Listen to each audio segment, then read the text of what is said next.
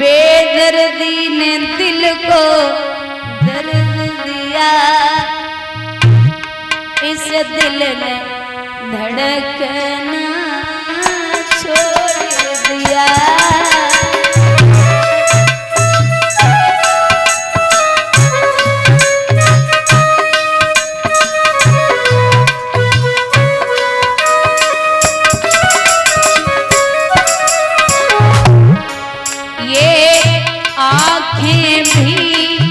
कितना रोई ये आँखें भी कितना रोई, अश्कों ने बरसना छोड़ दिया।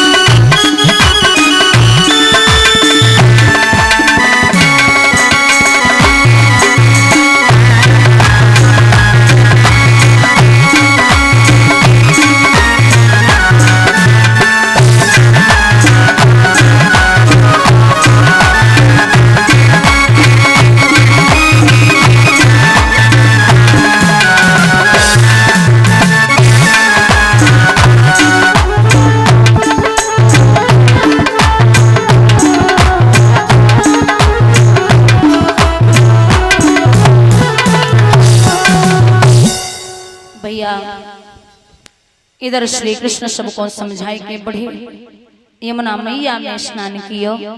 चाचा क्रूर सौंपई चाचा आप चिंता ना करें, मैं हूँ भक्त का चाचा और भक्त हमेशा मेरा है। मैं सपने में नहीं भाता हूँ, जो करता मेरा तेरा है। इस प्रकार से आगे बढ़े हैं गोविंद। तो कहा देखो है, चलते चलते मथुरा नगरिया के निकट पहुंचे। क्या देख रहे हैं कि कंस का धोबी आ रहा है।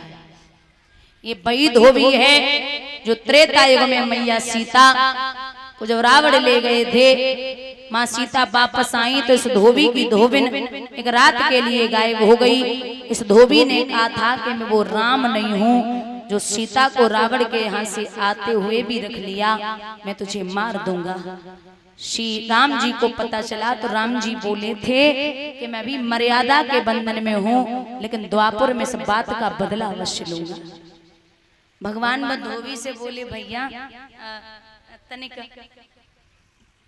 कपड़े दे दो, वस्त्र दे दो। कौन हो? मैं यशोदा मैया का लाल हूँ, नाम है श्री कृष्ण। अच्छा यादव हो यदुवंशी? बोले हाँ। धोबी दांती को पीस के कहने लगा, ओ को बोल के ग्वाल चलावे गाल शर्म न आवे, औकात भूल के अपनी रे मालिक पे हुक्म चलावे, दर्पण में मुख देख कर्म की रेख समझ न पावे, और नौकर हुई के आज रे मालिक पे हुक्म चलावे। जवाब दिया, मैं राजा का धोबी हूँ, तुम जैसे अहीर गमार हमारे वस्त्र पहनने के काबिल नहीं हो। भगवान बोले ये लो कुछ भी। अरे मैं कितने प्यार से वस्त्र मांग रहा हूं और तुम ऐसे चिल्ला रहे हो। सुनो, मैं सीधी सादी बात करूं, तू उल्टा सीधा चलता है।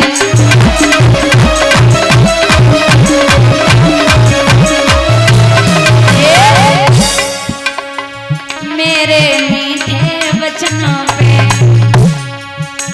नालायक चेहरा उगलता है।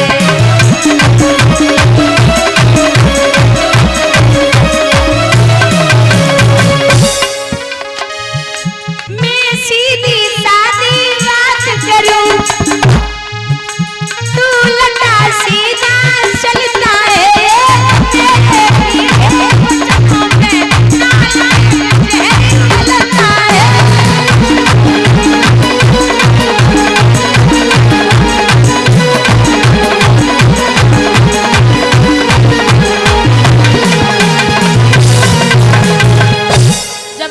वस्त्र दे दे। बोले नहीं दूंगा। भगवान ने 2 अंगुल से तमाचो मारो, धोबी बेहोश हुआ, थोड़ी देर के बाद खत्म हो गया। भगवान बोले उठाओ वस्त्र। वस्त्र उठाए, एक सुनामा नाम के माली से माल्य अर्पण करवाई। ऐ लड़कियों, कथा ही सुनने आई हो तो कथा ही सुना करो।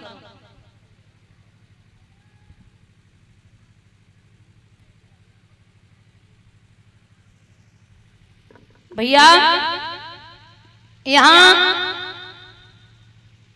स्वयं प्रभु आगे बढ़े, वस्त्र उठाए, एक दर्जी से फिटिंग कराई। दर्जी को वरदान दिया। ये सत्यता है कि आज भी जितने का कपड़ा नहीं आएगा उतनी सिलाई दर्जी ले लेता है। सही बात है ना? जितने का कपड़ा नहीं होगा उससे कई गुना ज्यादा सिलाई दर्जी ले लेता है। तो ये वरदान लगा हुआ है। दर्जी से फिटिंग कराई, एक सुनामा नाम के माली से माल्य अर्पण करवाई। बोले कब आओगे? बोले परसों। अब भगवान आगे बढ़े तो क्या देख रहे हैं मेरे गोविंद? सारे कुरूप को जोड़ जाड़ ब्रह्मा ने जिसको सृजा था, 3 जगह से टेढ़ी गोर नाम ललिका को भेजा था। ऐसी रहे जके हाथ को छुए चन उन्हें चबे जाए। भगवान में से बोले हे मृगनेनी, हे सुंदरी, हे पितवेनी, हे देवी। कुब्जा भगवान को देख रहे। बोले कहां से आई हैं आप? बोले मैं भोजराज कंस के तिलक लगा के आ रही हूँ। भगवान बोले मेरे भी लगा दो। भगवान ने तिलक लगवायो है, पैर पे पैर रखो, थोड़ी से हाथ लगायो, 3 बार चट चट चट और वशी अप्सरा के समान हो। भगवान से बोली कब आएंगे आप? प्रभु बोले परसों। अच्छा एक बात और है, आप सबने सुना है और सब जानते भी हैं कि भगवान परसों की कह के गए थे लेकिन बरसों तक लौट गए। बरसों मतलब हजारों वर्षों नहीं, 100 वर्ष। मतलब परसों की कह के निकले थे और 100 वर्ष तक नहीं मिले वापस ब्रजवासियों से। कारण क्या था? अब भागवत में नहीं, गर्ग संहिता एक ग्रंथ है, उसमें लिखा है कि भगवान के 3 पटरानियां और थी। श्री राधा, भूदेवी, भूदेवी मतलब पृथ्वी, भूमि, ये भगवान की पत्नी है, तभी हम और आप सुबह उठ के चरण वंदन करते। और एक है बिरजा। बिरजा है नदी, जो 7 समुद्र हैं, ये बिरजा के पुत्र हैं और भगवान के 3 पटरानियां और थी श्री कृष्ण के।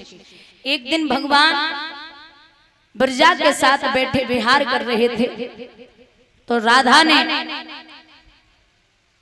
दामा ने जाकर के राधा से कहा कि तू यहाँ बैठी है और श्री कृष्ण बिरजा के साथ विहार कर रहे।